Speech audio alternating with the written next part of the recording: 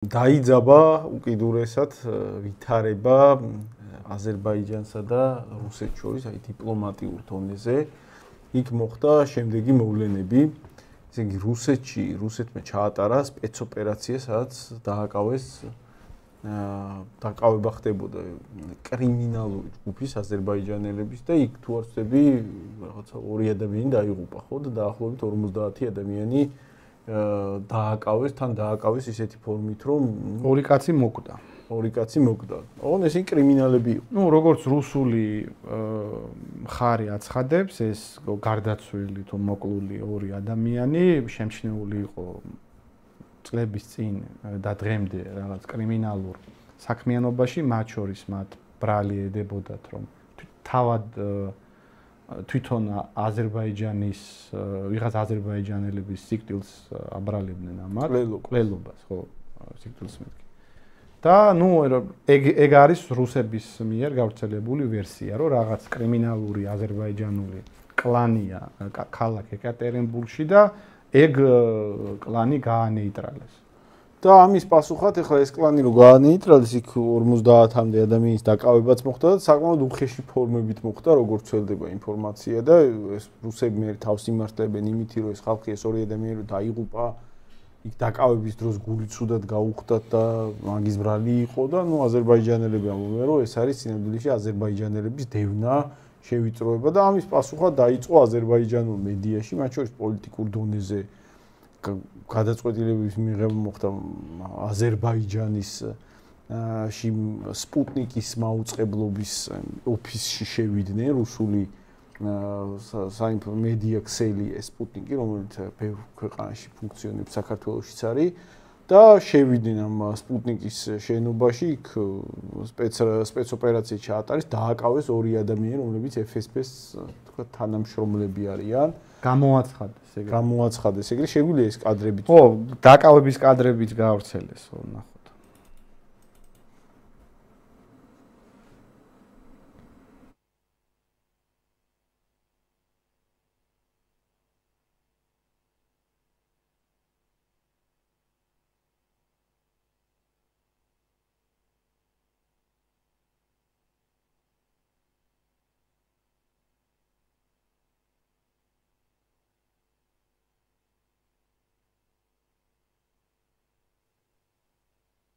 ყავს, ნუ რეალურად ახლა იქნებოდნენ FSB-ს თანამშრომლები, იმიტომ რომ ეს სტანდარტული პრაქტიკაა სხვა მედია ორგანიზაციებში, რომელიც სახელმწიფოზე მუშაობს, სხვა ქვეყნებში, რომლებიც ფუნქციონირებენ, ყველა ქვეყანა ეგრე მოქმედებს ეგ.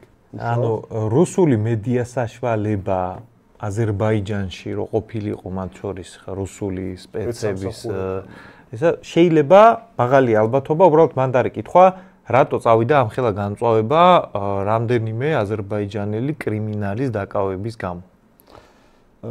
ეგ როგორი რაღაცა იცი? რანაირი გამწვავებაც წავიდა და ეს მარტო 2 რაღაცა FSB-ს თანამშრომლის დაკავება არ არის, არამედ მთელი აზერბაიჯანის მედია ძალიან ხისტი შეფასებებით რუსეთის სახელმწიფოს მიმართ გადაცემაზე ატარებს ან მასალებს აქვეყნებს და პასუხად რუსული მედიაც მე პასუხობს ამას და რეალური მწვავე დაძაბულობა საინფორმაციო დონეზე, ხო? ეხლა ეგ როგორი დაძაბულობაა, იცი? მასეთ ფაქტზე მასე რო ძაბავ, ფაქტია, რომ საკმაოდ რისკავ ისეთ მოვლენაზე, როგორც თეორიულად შეიძლება ხშირად მოხდეს ხოლმე, იმიტომ რომ ფაქტია, რომ აზერბაიჯანი ბევრია რუსეთის ტერიტორიაზე და ეხლა ბევრი კანონდარღვევიც არის და თქვათ ეთნიკურ ჯგუფებს შორის, რომლებიც სხვა ქვეყნებიდან ჩასულები არიან, იქ არის რაღაცა სათვისტომოები, რომლებსაც საკმაოდ ძლიერი გავლენებიც აქვს და ნუ ყველგან კრიმინალიც არის სხვა ჯგუფებში, ხო? და ცხადია, რუსები ხან იმას დააკავებენ, ხან ამას, თან იქ რაღაც რბილი ფორმებით რუსული სამართალდამცავების მოქმედება ზოგადად არ გამოირჩევა ხოლმე, როცა თქვათ რაღაცაზე განსაკუთრებით შემაწუხებელი ხდება რაღაცა მათთვის, ამიტომ ეგ რაღაცა ის გავრცელებული მოვლენაა. როგორც ჩანს, აზერბაიჯანი მივიდა იმ კონდიციამდე, რომ ჩათვალა, რომ უკვე შეუძლია ეგრე დაუპირისპირდეს რუსეთს. სხვათა შორის, აი დეტალებში რო არ შევიდეთ, ხა ეს ვინ არის მტყვანი, ვინ არის მართალი, მართლა იყვნენ ისინი კრიმინალები, თუ ეს ტყუილია და უბრალოდ რაღაც ყელობა მოხდა და ეს ამ დეტალებში რო არ შევით, იმიტომ რომ მაგას ვერ გავარკვევთ ყოველ შემთხვევაში ჯერჯერობით. ალბათ დროთა განმავლობაში უფრო დეტალურად გავრცელდება, მაგრამ ამ 2 დღეში, 3 დღეში ვერ გავიგებთ, იმიტომ რომ ეს მეორე დღეა, რაც ეს კრიზისი გამწვავდა. თუმცა აი აზერბაიჯანულ-რუსული ეს ურთიერთობების გაცივების პროცესი არ დაწყებულა დღეს. როგორც კი აზერბაიჯანმა მოახდინა ტერიტორიული მთლიანობის აღდგენა, როგორც კი ფეხზე მყარად დადგა აზერბაიჯანი და ძალიან ღრმა ურთიერთობებში შევიდა თურქეთთან, როგორც ერთ-ერთ მთავარ მოკავშირესთან, აზერბაიჯანმა როგორც ჩანს დაიწყო ბევრად უფრო გაბედული, ბევრად უფრო ხისტი პოლიტიკის გატარება, რომელიც სხვებისგან განსხვავებით, მაგათ ჩვენგან განსხვავებით, აზერბაიჯანელები ყოველთვის ბევრად უფრო ჩუმად, ბევრად უფრო ფარულად მოქმედებდნენ, აი ჩვენსავით ბევრს არ ყვიროდნენ, ჩვენც რო აზერბაიჯანელები ვით ეგ პოლიტიკა გაგვეტარებინა თავის დროზე წლების განმავლობაში, ახლა ამ დღეში არ ვიქნებოდით, მაგრამ ეს წარსულშია უკვე. სხვათა შორის ჩვენ ვამბობდით ყარაბაღის 2020 წლის ომის მერე, რომ რა განწყობების გენერირებაც მოხდა აზერბაიჯანის შიგნით,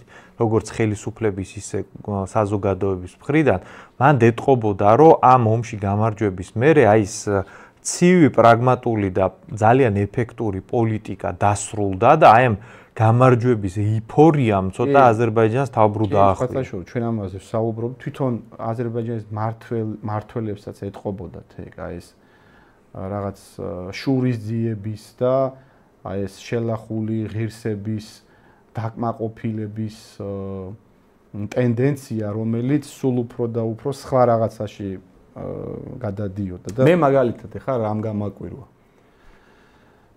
ეს ურთიერთობები რო ნელ-ნელა ცივდებოდა და ერთ-ერთი მთავარი კატალიზატორი იყო მაგალითად, როდესაც აზერბაიჯანული თვითმფრინავი ჩამოვარდა ჩეჩნეთის ტერიტორიაზე. აი სამოქალაქო თვითმფრინავი ჩამოაგდეს. ნუ იქ სხვადასხვა ვერსია იყო, რუსები ამბობდნენ რომ რაღაც შემთხვევით ესროლეთ. ჰაერსაწინააღმდეგო დანადგარიდან, ნუ აზერბაიჯანი ითხოვდა უფრო კონკრეტულ დეტალურ გამოძიებას, უფრო ასე ვთქვათ, ბოდიშს, უფრო ოფიციალურ ბოდიშს და ამაზე მაშინაც უკვე დაძაბული იყო რუსული და აზერბაიჯანული ურთიერთობები. თუმცა ეხლა უკვე როგორც ჩანს, უკვე ეს დაგროვილი უკმაყოფილება ერთმანეთის მიმართ, აი ამ უკმაყოფილებამ რაღაც კულმინაციური სახე შეიძინა და უკვე ღია კონფრონტაციაში, დიპლომატიურ დონეზე, პოლიტიკურ დონეზე გადაიზარდა ეს ყველაფერი. სხვათა შორის ახლა ეს ადამიანები რო დააკავეს, ეს რაღაც რუსი ჟურნალისტები და რანაირადაც ისინი მოყავთ, ის გამახსენდა კადრები, იცით, ფლეშბექი დამიდგა თვალწინ. 2005 წელს რო სააკაშვილის დროს ვიღაც რუსი ჯაშუშები რო დაიჭირეს დემონსტრაციულად. მე ამას რა მოყვა? ქართველების მასიური დეპორტაცია რომ მოხდა ძალიან ცუდი ფორმით სხვათა შორის რუსეთში. ქართველებს რო საერთოდ იქაურობა მოუსპეს რუსეთში რა ბიზნესები თუ ვინმე მსხვილი ბიზნესმენი იყო წაართვეს და ქართველებს რამე ლობი თუ ქონდა ყავდა რუსეთში სწორედ მაგ მომენტში დაიწყო ქართველების შესაძლებლობების შევიწროება სისტემურ დონეზე ხო და მე რაღაც მაგ დაგვარ იმას გამახსენდა ეხლა დიდი ალბათობით ეს პროცესი ეხლა თუ არ მოლაპარაკებებით ან რაღაცა ჩარევით თუ არ გააჩერეს დიდი ალბათობით რუსეთი დაიწყებს ეგრე მოქმედებას იმიტომ რომ აზერბაიჯანს მართლა ყავს ძალიან დიდი ძალიან დიდარი ძალიან შესაძლებლობებით ისეთი რა გავლენიანი რამოდენიმე მილიონიანი დიასპორა სათვისტომო და ცხადი ახლა რუსეთს მარტივად შეუძლია მაგ სათვისტომოების და მაგ გავლენების სხვადასხვა ფორმით კანონიერი თუ უკანონო ფორმით შეკვეცა განეიტრალება. მოდი ორი სიტყვით ისე ვთქვათ, ჩვენ რო ცოტა ჭკვიანურად უდგებოდეთ საკითხს, ჩვენთვის რა შესაძლებლობების ფანჯარა არის ეს? საქმე იმაშია, რომ რუსეთისთვის ირანთან მიმართებაში სახმელეთო კორიდორი არის კრიტიკულად აუცილებელი. აქამდე აზერბაიჯანის და კასპიის ზღვის გამოყენებით ხდებოდა ამ მარშრუტის, ანუ ჩრდილოეთ სამხრეთის მარშრუტის გამოყენება. ეხლა აზერბაიჯანთან სიტუაციის გართულების პირობებში ჩვენი ხელისუფლება რო იყოს იმაზე მოტივირებული, რომ დიპლომატიურად გადაჭრას საქართველოს უსაფრთხოების საკითხები, ძალიან ბევრ რაღაცაზე შესაძლებელი იქნებოდა რუსებთან ბევრი სარგებლის წამოღება საქართველოსთვის, იმიტომ რომ მაგ მარშრუტის ალტერნატივა არის საქართველოს სომხეთის გავლით ირანზე სახმელეთო კორიდორი. და ის რომ ჩვენ ახლა ამ შესაძლებლობას არ ვიყენებთ, ეგ არის საქართველოს სახელმწიფო ინტერესების დაზიანება.